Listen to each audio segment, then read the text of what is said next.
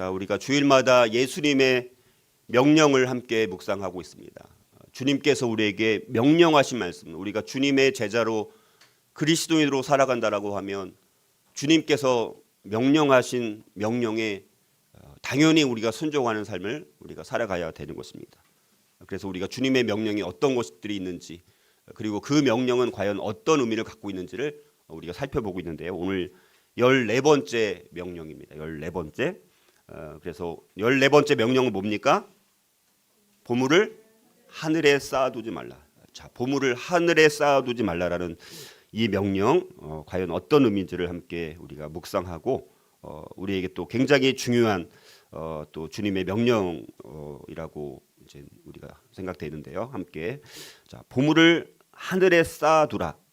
라는 명령. 우리가 지난번 살펴봤던 주님의 명령 뭐죠? 지난주에 살펴봤던 거. 일주일만 지나도 벌써 다 잊어버려요. 뭐 했는지도 몰라요. 설교한 사람도 자기가 뭐 설교했는지도 몰라요. 우리 말씀이 일주일간 묵상이 안 되면 우리가 이렇게 금방 까먹고, 계속해서 우리가 묵상한다는 게 뭡니까? 되새김질하는 거잖아요. 되새김질. 소가 계속해서 되새김질하는 것처럼 계속 되새김질하지 않으면 이게 잊어버리게 되어 있습니다. 그래서 우리가 지난번 은밀하게 의를 행하라였잖아요. 은밀하게 의를 행하라. 그래서 거기 은밀하게 의를 행할 때 뭐 기도와 구제와 금식 세 가지 예를 들어 가지고 그거를 은밀하게 해야 된다. 살펴봤었잖아요. 그래서 앞서 명령 은밀하게 의를 행하라라는 명령은 예수님께서 구제하는 방법에 대해서 말씀하신 거예요. 구제하는 방법. 그러니까 어떤 방식으로. 그걸 막 드러내놓고 자랑하고 사람한테 칭찬받기 위해 살아가는 것이 아니라 은밀하게 보시는 하나님. 우리가 하나님과 나와 비밀의 관계가 있어가지고 오히려 다른 사람들이 칭찬해주지 않고 하나님만 알아주시면 내가 누가 다른 사람이 나를 인정해주지 않고 칭찬해주지 않아도 내가 기도하거나 금식하거나 뭐 구제하는 거 하나님만 알고 있고 하나님과 나와만 비밀의 관계를 갖고 있다면 그게 더 기쁜 겁니까? 아니면 사람들한테 칭찬받아서 인정받는 게 기쁜 거예요? 예, 진짜입니까, 진짜? 예, 진짜 그렇잖아요.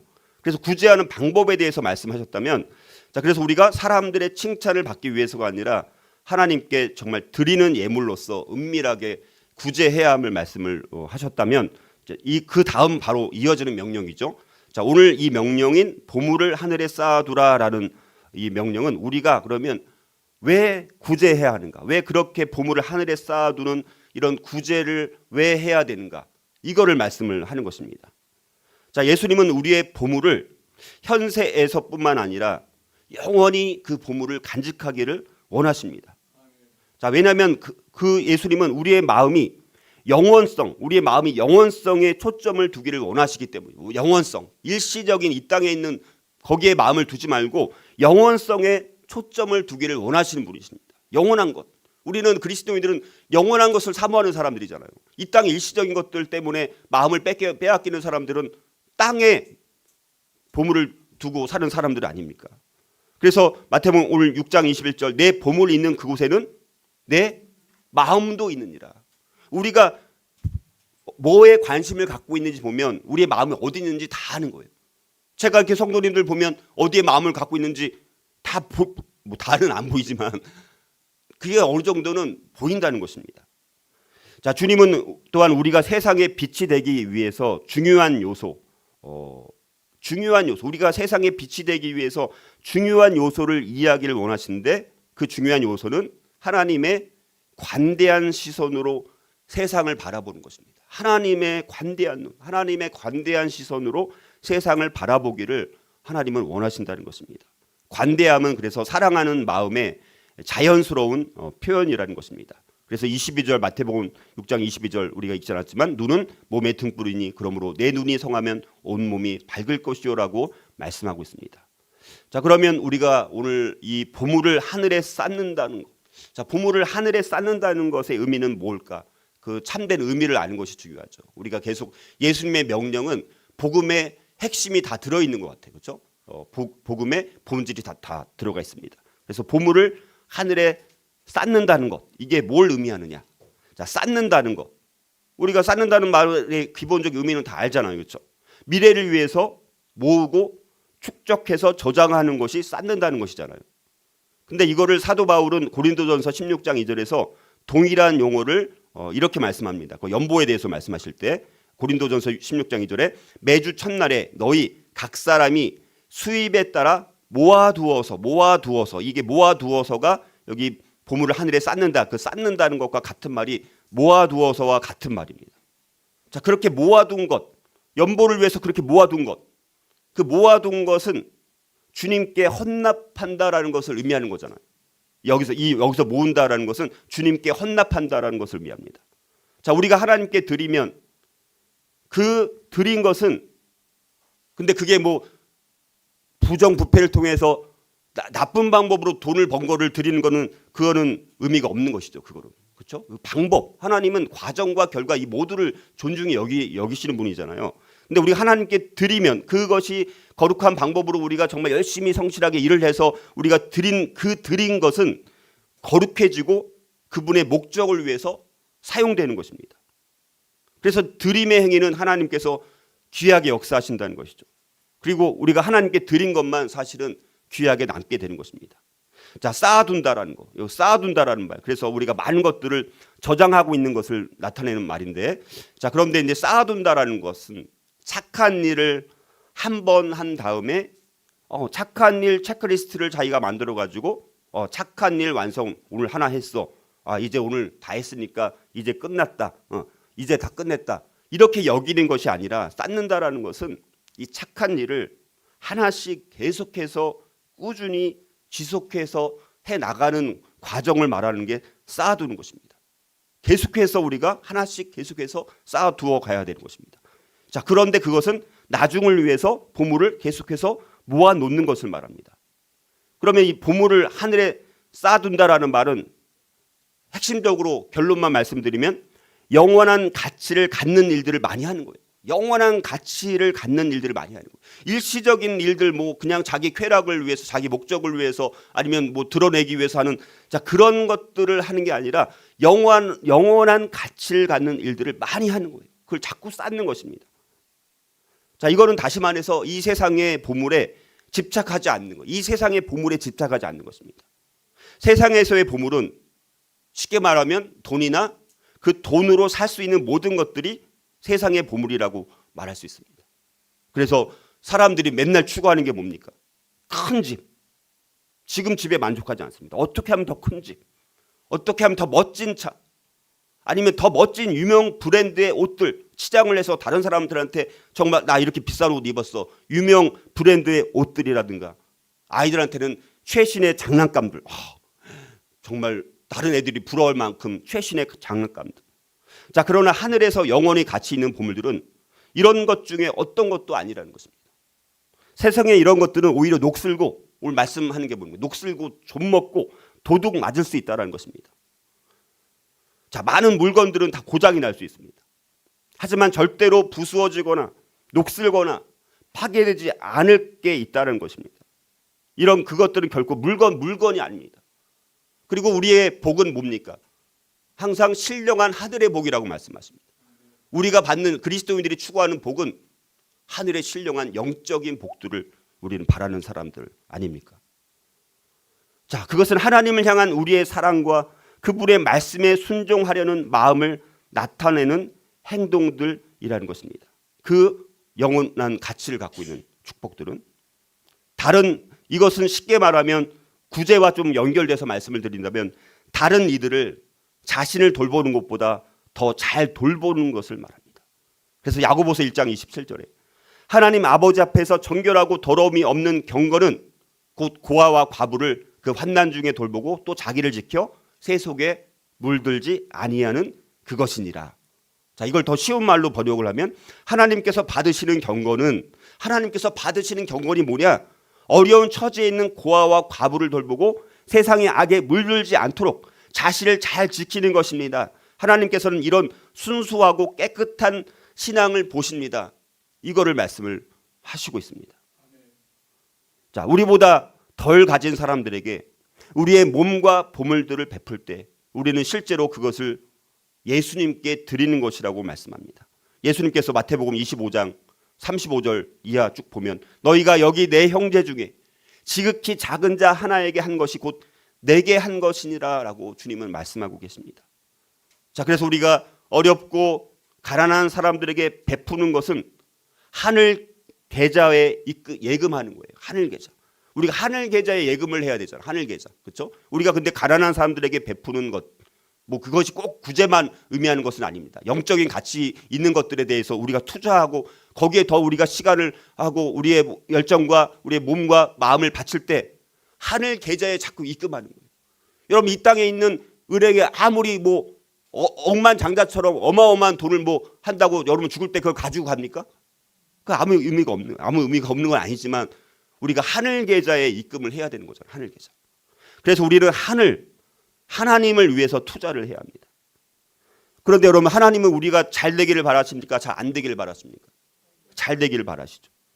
자, 그래서 여러분들 가장 가난한 사람도 어떤 사람들은 나는 너무 가난해서 하나님 앞에 쓰임 받기를 포기하고 나는 드릴 것이 없습니다.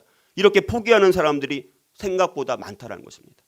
그러나 가장 가난한 사람도 그러나 영적으로 봤을 때는 하나님 안에서 부유해질 수가 있고요. 가장 이 세상에 부귀영화를 다 갖고 있는 부유한 사람일지라도 영적으로 봤을 때는 가장 가난한 가장 극빈자가 될 수 있다는 것입니다.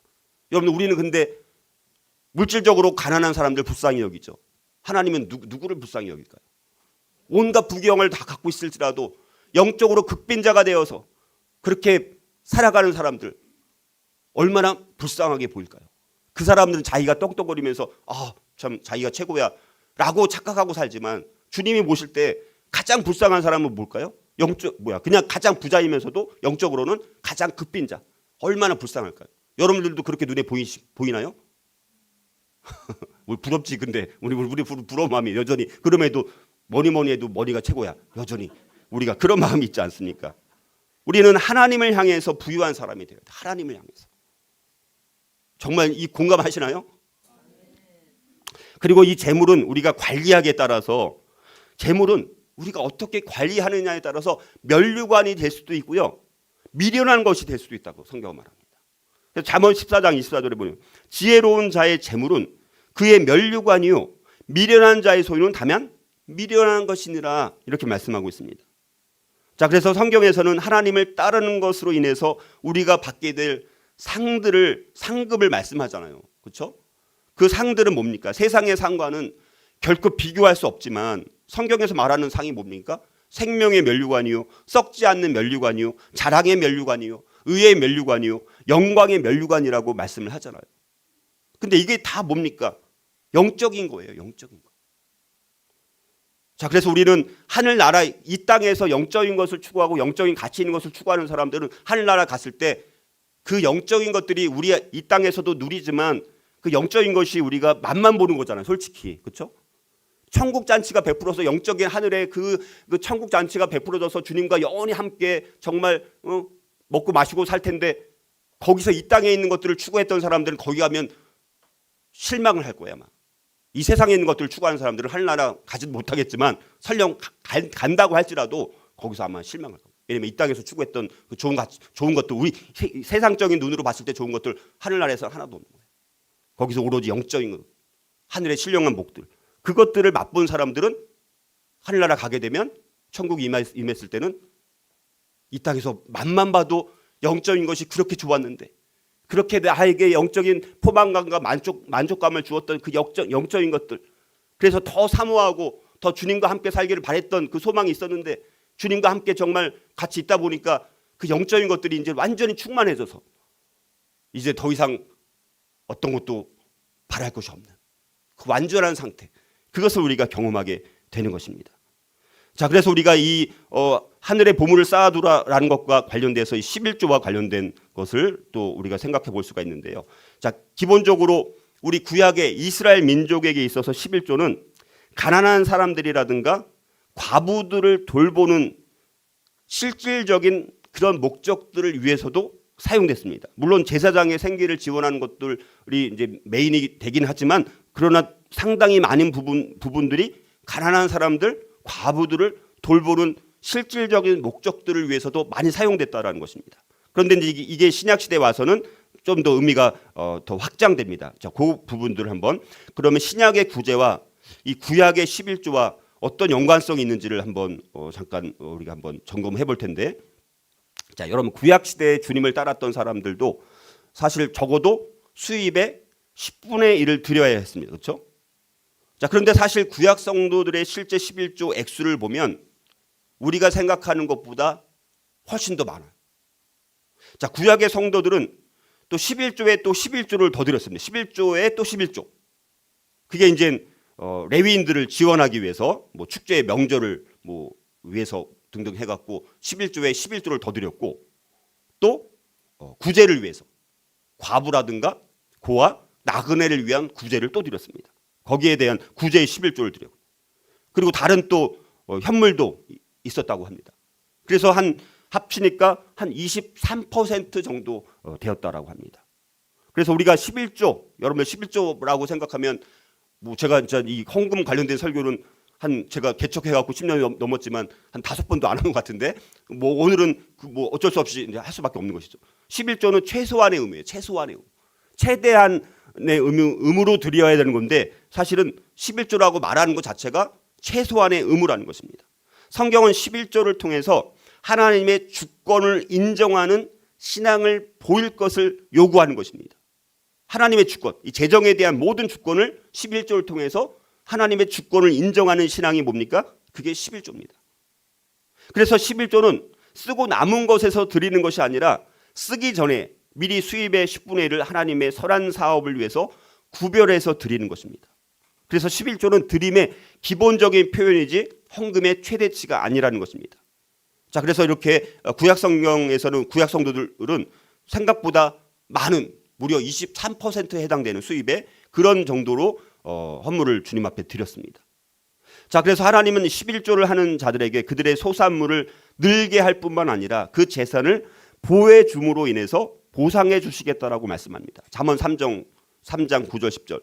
내 재물과 내 소산물의 처음 익은 열매로 여호와를 공경하라. 그리하면 내 창고가 가득히 차고 내 포도주 틀에 새 포도즙이 넘치리라. 자, 이렇게 말씀합니다. 자, 그래서 11조와 또 하나님 앞에 드리는 헌금의 축복 중에 하나는 뭐냐면, 뭐 이건 나중에 뭐 11조에 대해서 지금 다 자세히 설명드릴 수는 없으니까 우리의 소유를 보호하시는 축복이 있습니다. 하나님 앞에 드리는 11조라든가 헌금을 통해서 하나님께서 우리에게 약속하시는 건 뭐냐? 우리의 소유를 보호하시는 축복입니다. 여러분들, 축복이라는 것은 많이 생기는 것이라고만 생각하잖아요. 축복은 많이 생기는 것만이 축복이다 이렇게 생각하는데, 진짜 축복은 없어지지 않는 것도 축복인 거예요. 없어지지 않는 것도. 그렇죠?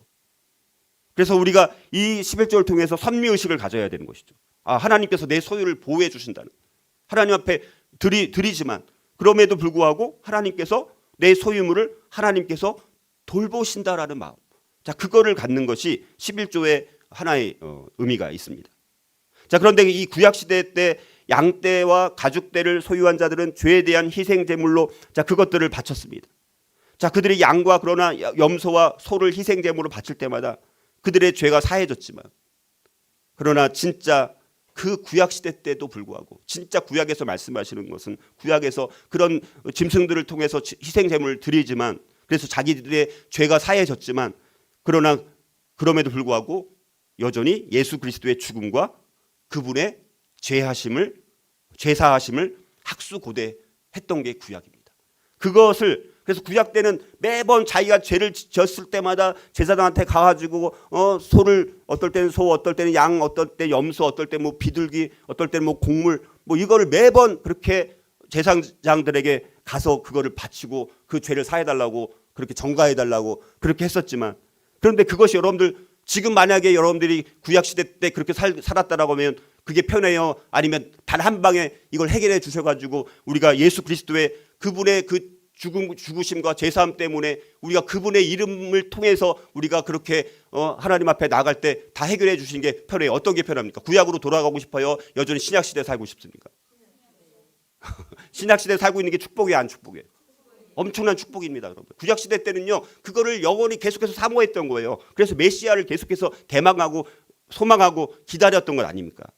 자, 그런데 여러분들, 자, 신약의 초점은 단순히 그리스도의 오심이 아니라, 구약 시대 때는 예수님이 초림을 기다렸던 거잖아요. 그렇죠? 구약 시대는 예수님의 초림, 메시아가 이 땅에 오시는 초림을 원했다면 신약의 초점은 뭡니까? 단순히 그리스도의 오심이 아니라 그분의 다시 재림에 있는 거잖아요.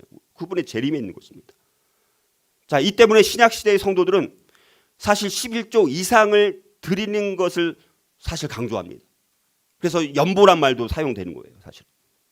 그래서 11조 이상을 드린다는 것이 쉽게 말하면 오늘 말씀 하늘에 그들의 우리의 보물을 투자하는 것. 하늘에 우리의 보물을 투자하는 것을 말합니다. 사도 바울은 고린도후서 9장 6절에서 이것이 곧 적게 심는 자는 적게 거두고 많이 심는 자는 많이 거둔다 하는 말이로다라고 말하면서 씨 뿌리기와 추수의 원칙을 우리에게 설명해 주고 있습니다. 자, 그래서 신약에서의 구제는 그리고 의무가 아니라 결코 의무가 아니라 기쁨으로 하는 믿음의 훈련으로 나타나는 것이 중요합니다. 신약에서 구제는 뭡니까? 나는 11조를 드렸으니까 이제 땡 끝 이런 마음이 아니라 의무가 아니에요. 의무로 드리는 것은 만약에 저와 여러분들이 누군가 우리가 11조를 드리든 뭐 헌금을 드리든 내가 그냥 의무적으로 부담으로 드린다라면 하나님은 그런 헌금을 기뻐 받으시지 않습니다. 물론 받으실 수 있겠지만. 자, 그래서 헌금은 여러분 고린도후서 9장 7절 8절 각각 그 마음에 정한 대로 할 것이요. 거기 헌금의 원칙이 나옵니다. 각각 그 마음에 정한 대로 할 것이요.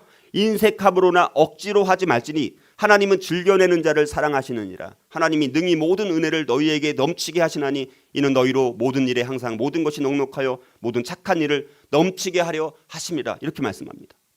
여러분들 헌금은 어떤 마음으로 드립니까? 드림의 태도는 뭡니까? 인색함이나 억지로 하지 말고 즐겨내는 마음으로 드리라는 것입니다. 기꺼이 드리라는 것입니다. 남에게 또 보이려고 드리지 말라는 것입니다. 남에게 보이려고 체면치레로 그렇게 드리지 말라는 것입니다. 그래서 우리는 마음에 정한 대로 즉흥적으로 또 드리면 안 됩니다. 즉흥적으로 아무런 준비 없이 드리는 게 아니라 마음에 정한 대로 미리 준비된 마음으로 자원하는 마음으로 즐거워하는 마음으로 그럴 때 하나님은 어떻게 하십니까? 즐겨내는 자를 사랑하시고 모든 은혜를 넘치게 주시고 모든 것에 넉넉하게 하나님께서 하신다라는 것입니다. 자, 그래서 이 구약에서의 성전은 아까 말씀드렸던 성전인 그 집에서 제사장의 생계를 지원하거나 구제나 고아, 과부, 나그네를 섬기는데 주로 사용되었다라면 신약에서의 교회, 하나님의 집이라고 말하는 그래서 신약에서는 그 구약에서의 성전에 드리는 그 11조의 그 기능이 이제 교회의 사명으로 연결되는 것입니다. 교회의 사명. 우리 교회 사명이 뭡니까? 가장 핵심적으로 말한다면 크게 보면 선교죠, 선교. 전도, 선교. 미션, 그렇죠. 교회가 세상을 향해 수행하는 모든 활동, 해외 나가는 것뿐만 아니라 구제를 하든 아니면 우리가 다른 사람들한테 복음을 진리를 전하고 하는 사용되는 것이든 다음 세대를 우리 양육하는 데 사용되든 이 모든 교회가 세상을 향해 또 교회 가운데 하나님 나라 확장을 위해서 쓰임 받는 모든 활동들, 자, 그런 것들을 위해서 우리가 이 헌금의 기능이 그렇게 하나님 앞에 쓰임 받는다는 것입니다. 그래서 구약보다는 더 넓은 개념으로 선교의 개념으로 우리가 확장되고 있는 것을 보게 됩니다. 자, 그런데 여러분들 이 성전은 거룩한 곳이지만 또 부정적으로 봤을 때는 성전은요 이 땅의 보물을 또 상징하기도 합니다. 성전이 역설적으로 이 땅의 뭐를 상징한다고요? 이 땅의 보물을 상징합니다. 자, 이걸 한번 되게 좀 역설적인 의미가 있습니다. 자, 솔로몬이 하나님을 찬양하고 영화롭게 하기 위해서 지은 성전은 세상에서 볼 때도 굉장한 가치가 있는 보물이었습니다.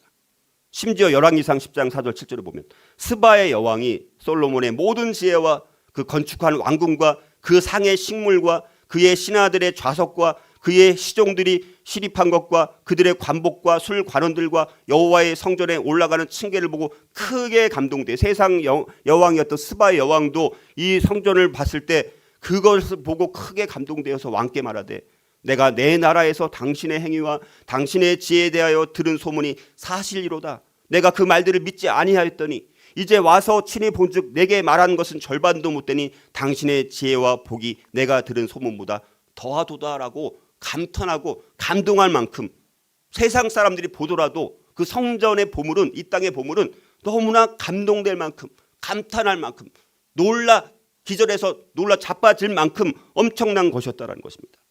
여러분들 성전 솔로몬 성전 특별히 얼마나 장엄했는지 사실은 그러나 생각보다 이 실제 사이즈는 그렇게 크진 않습니다. 나중에 신약시대 때 헤롯 대왕이 건축했던 그 헤롯 성전 있잖아요. 헤롯 성전. 헤롯 제3성전. 헤롯 성전의 규모에 비하면 솔로몬 성전은 뭐 몇 분의 1, 제가 몇 분의 1까지 정확히 기억 안 나는데 사실 엄청 큰 사이즈는 아니에요. 실제 사이즈는.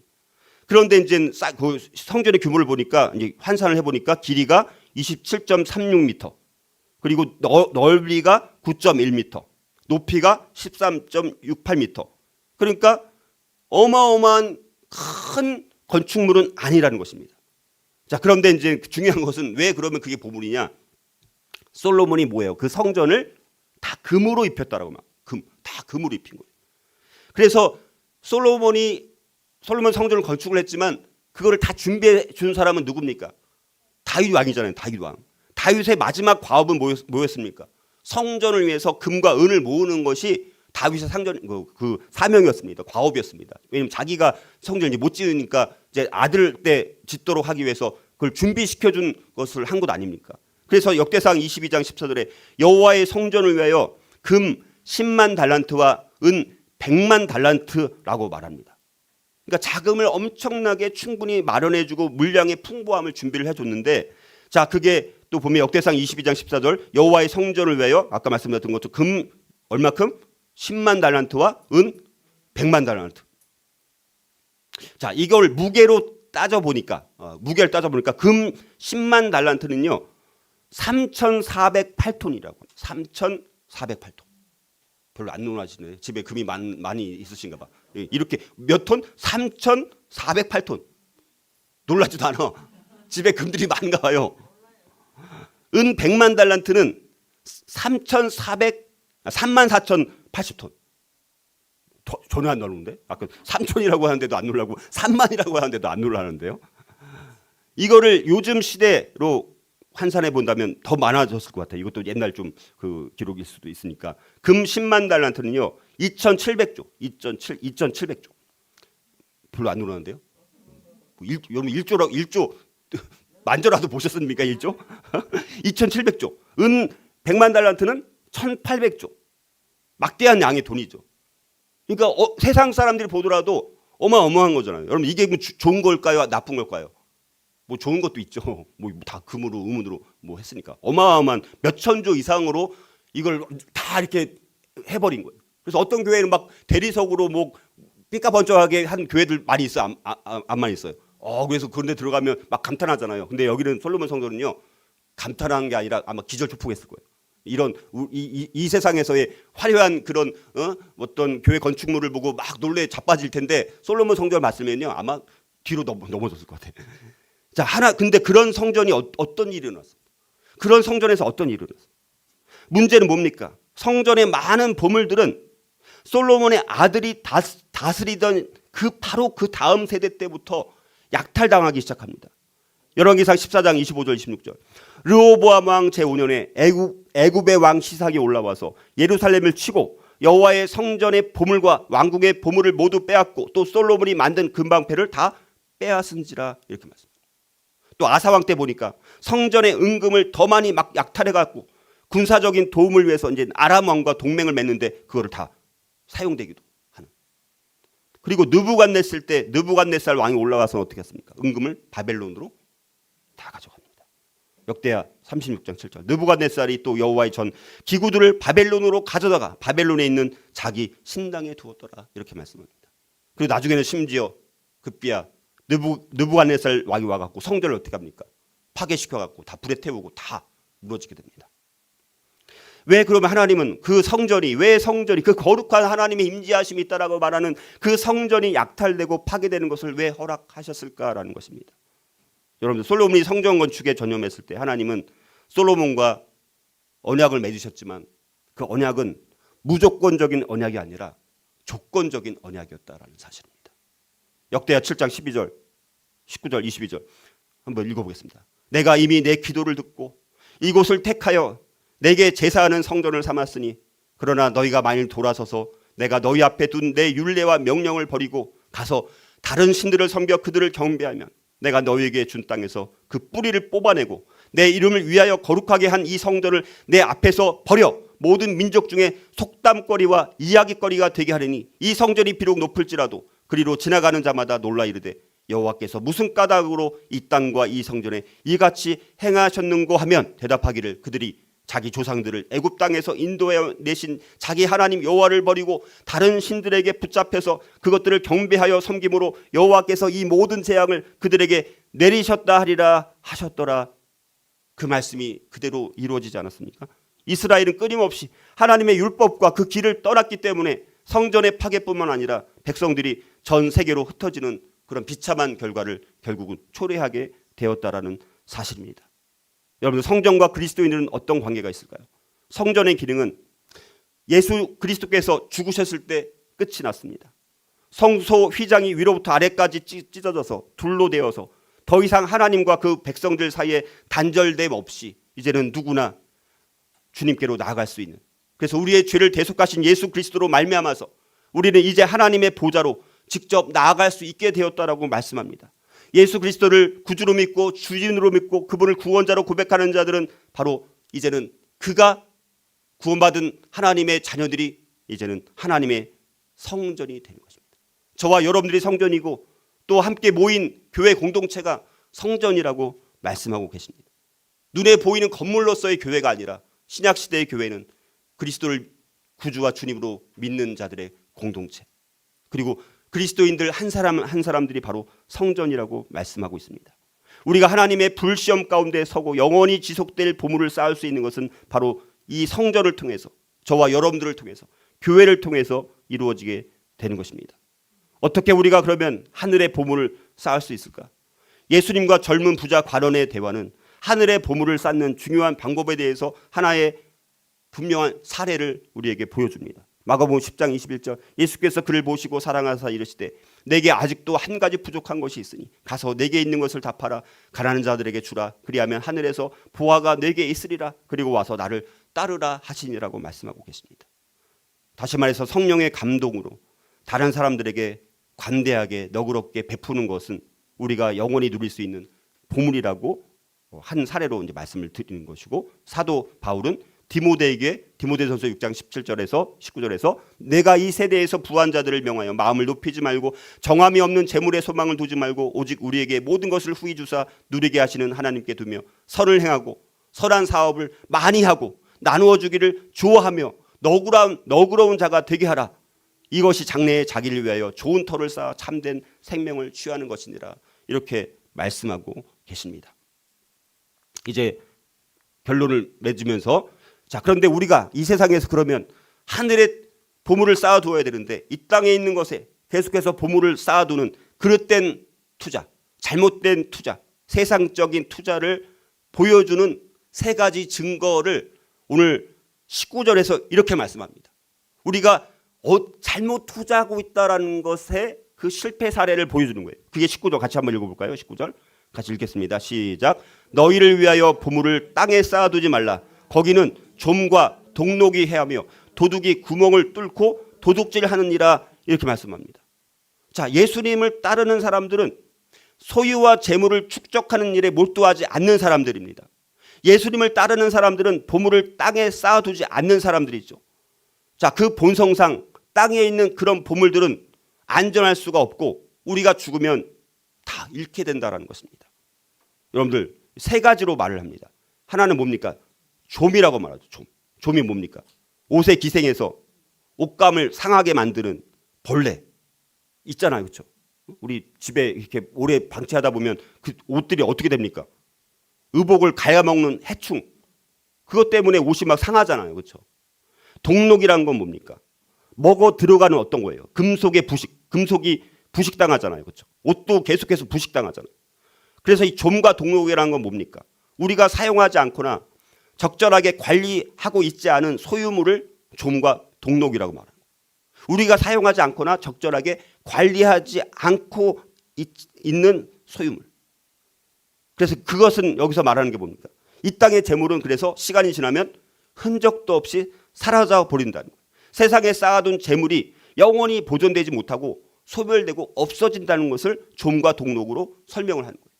그리고 여기 보면 도둑이 뭐예요? 도둑이 구멍을 뚫었다. 도둑질을 당한 어떤 손실이 있다는 거예요.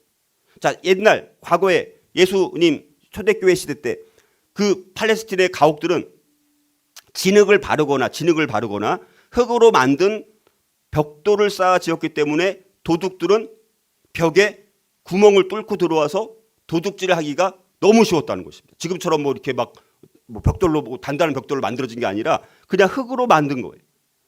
그래서 진흙 벽돌을 사용해서 이 가옥들이 다 만들어졌기 때문에 이 도둑들 침입자가 마음만 먹으면 벽을 쉽게 허물고 구멍을 뚫고 들어가서 마음껏 훔칠 수가 있었다는 것이죠. 그러니까 이 땅에 있는 것들은 그렇게 도둑이 구멍을 뚫고 팔레스틴 땅에 있었던 집들이 그렇게 사람들이 도둑질이 마음만 먹으면 정말 그냥 구멍을 뚫고 바로 이제 훔쳐서 갈 수가 있었던 것처럼 이 땅은 재물을 보관하기에 적합한 곳이라는 거예요, 아니라는 거예요. 적합하지 않은 곳이라는 거예요. 그러니까 이 좀이라든가 동록이라든가 도둑이 구멍을 뚫는 것이 의미하는 것은 뭐냐? 이 세상의 재물들을 잠식하는 모든 요인들을 말하는 것입니다. 그러니까 이 세상에 있는 재물들을 잠식하는 요소가 너무너무 많다는 거예요. 그러나 그렇다고 할지라도 예수님은 미래를 대비해서 우리가 뭐 저축을 하는 것이나 뭐 가치 있게 여기는 어떤 보물을 집에 소장하고 있는 일 자체를 정죄하신 것은 아니라는 것입니다. 그런데 여러분들 스포츠카 예를 들어서 이런 거죠.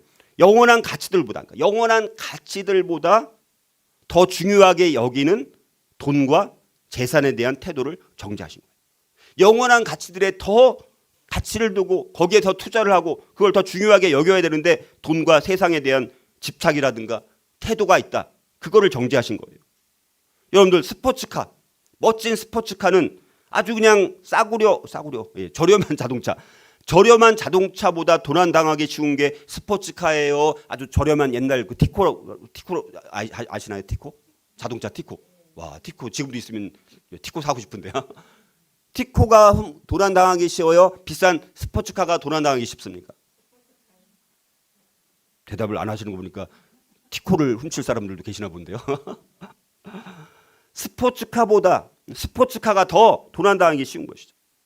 그런데 우리가 저렴한 자동차를 소유하는 검약하는 삶을 통해서 우리는 검약을 통해서 그냥 내가 뭐 구두쇠가 되기 위해서 검약하는 것이 아니라 그 검약하고 남은 어떤 재정을 더 하나님 나라를 위해서 영원한 가치에 있는 것에 투자하기 위해서 그렇게 검약을 통해서 우리가 더 많이 나누어 주게 되고 그 결과 하늘의 보물을 쌓아두게 되는 검약이라는 성품이 그래서 이 보물을 하늘에 쌓아두라라는 이 명령과 관련되는 주님의 성품은 뭡니까? 검약이라는 거예요. 우리 검약 여러분 저축하잖아요. 여러분 자원을 절약함으로써 막 낭비하고 막 헛되이 막 쓰는 게 아니라 절약함으로써 하나님 나라를 위해서 사용할 더 많은 기회를 얻을 수가 있는 거잖아요. 우리가 절약한다라는 것은 내가 구두쇠가 되어서 짠돌이가 되어서 내가 더 부자가 되기 위해서 막 그런 게 아니라 절약함으로 인해서 그 잉여분이 뭔가 생겼을 때 그거는 하나님 나라를 위해서 사용할 수 있는 기회가 되는 재물이 될 수 있는 거잖아요. 그렇죠? 검약은 그래서 여러분 하나님께 더 많이 돌려드리기 위해서 현명하게 투자하여서 나의 자원을 늘리는 것이 검약입니다. 검약. 그냥 무조건 아끼고 그냥 뭐 줄어들지 않게만 하는 게 아니라 검약은 하나님께 더 많이 돌려드리기 위해서 현명하게 투자해서 내 자원을 늘리는 것입니다. 근데 그 늘리는 것이 내가 부자가 되기 위해서가 아니라 또 그 늘린 것을 통해서 더 하나님 나라를 위해서 사용되도록 더 그쪽으로 사용되도록 그렇게 하는 거예요. 검약은 나 자신은 물론 또 다른 사람도 꼭 필요한 것만 쓰도록 하는 것이 검약이고 검약은 나누기를 즐기는 사람들의 생활 방식이 검약입니다. 검약은 거래를 통해 적은 가치를 가진 것들을 보다 더 큰 가치를 가진 것으로 교환하는 것이 검약이라는 것입니다. 그러니까 여러분들 이게 검약이라는 성품이 그래서 또 중요합니다. 그러면 이 명령 보물을 하늘에 쌓아두라라는 이 명령으로 어떻게 예수 그리스도를 드러내는가라고 했을 때 여러분들 예수님은 어떻게 사셨습니까? 하늘 영광 다 버리시고 마국간에 태어나셔갖고 목수의 아들로 자라셨습니다. 이 땅에서 사역을 하시는 동안 예수님은 우리로 하여금 영원한 생명의 보물을 쌓게 하시기 위해서 왕중의 왕이신 그분의 특권을 다 내려놓고 포기하지 않으셨습니까? 하나님의 본체시고 하나님과 동등된 분이시지만 그걸 취할 거로 여기지 않고 자기를 비워서 종의 형체를 가지사 사람들과 같이 되셨다라고 말씀하고 있습니다. 그분은 오로지 보물을 하늘에 쌓아두는 삶을 정말 실제 몸소 실천했던 분이십니다. 그래서 우리가 그리스도를 향한 우리의 사랑은 이 땅의 소유를 얼마나 버리고 아까 말씀드렸던 가난한 자들을 위해서 섬길 수 있느냐를 통해서 주님을 향한 우리의 사랑이 나타나게 되는 것입니다. 요한일서 2장 15절에 이 세상이나 세상에 있는 것들을 살아가지 말라. 누구든지 세상을 살아가면 아버지의 사랑이 그 안에 있지 아니하니라고 말씀하고 있고, 시편 62편 10절에 재물이 늘어도 거기에 마음을 두지 말라. 거기에 마음을 두지 말지어다. 잠언 23장 5절 내가 어찌 허무한 것에 주목하겠느냐. 정령이 재물은 스스로 날개를 내어 하늘을 나는 독수리처럼 날아가리라. 이렇게 말씀하고 있습니다. 자, 저와 여러분들이 보물을 땅에 쌓아두는 것이 아니라 하늘에 쌓아두는 삶을 살아갈 수 있기를 주님의 이름으로 축복합니다. 우리 함께 보물을 하늘에 쌓아두기 위한 저와 여러분들의 다짐과 결심을 제가 읽어드릴 테니까 여러분들이 함께 아멘으로 여러분들이 이제 보물을 하늘에 쌓아두겠습니다 라고 고백하는 저와 여러분이 될 수 있었으면 좋겠습니다. 나는 정기적인 11조를 하고 또한 하나님께서 인도하시는 대로 아끼지 않고 헌금을 드리겠습니다. 나는 하나님 나라를 위해서 어떻게 더 많은 재물을 모을지를 결정하겠습니다. 나는 되갚을 것이 없는 가난한 사람들에게 베풀겠습니다. 나는 나의 소유가 아닌 하나님께 소망을 두겠습니다. 나는 그리스도를 얻기 위한 기대함으로 관대하게 베풀겠습니다. 나는 영원한 상급을 위해서 이 땅의 안락함과 특권들을 기꺼이 포기하겠습니다. 나는 더 많이 베풀기 위해서 과소비하는 것을 피하겠습니다. 나는 그리스도께서 나를 통해 선을 행하시도록 허락하겠습니다. 이 결심이 저와 여러분들의 결심이 될 수 있기를 주님의 이름으로 축복합니다.